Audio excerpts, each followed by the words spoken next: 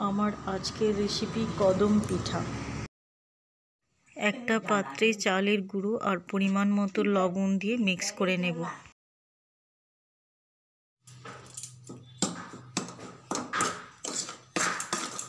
তারপর উষ্ণ গরম জল দিয়ে মেখে ডো তৈরি করে নেব। এই পিঠাটা আমি বাংলাদেশের কোনো কুকিং চ্যানেলে দেখেছিলাম, সেটাই চেষ্টা করে দেখছি। এরপর কিছু লেচি কেটে গোল গোল করে নেব। তারপর বাটির মতো করে শেপ দিয়ে পুর ভরে মুখটা বন্ধ করে দেব।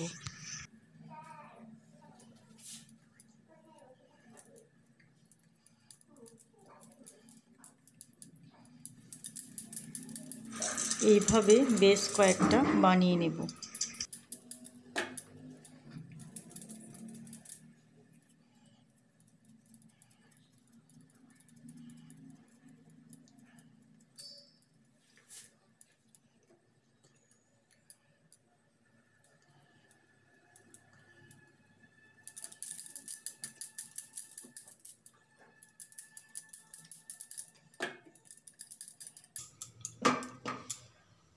ততক্ষণে আমি জলটা গরম হতে দিচ্ছি।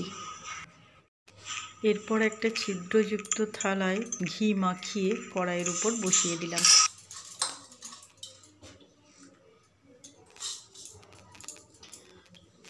ভিজিয়ে রাখা বাসমতি রাইস পিঠের মধ্যে মাখিয়ে দেব।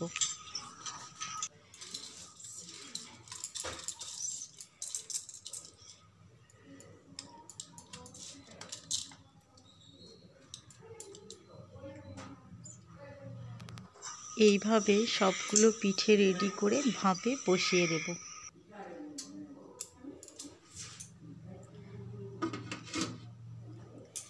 পিঠেটার সাথে চালটাও সিদ্ধ হয়ে যাবে আর তার সাথে একটা সুন্দর ফ্লেভার আসবে।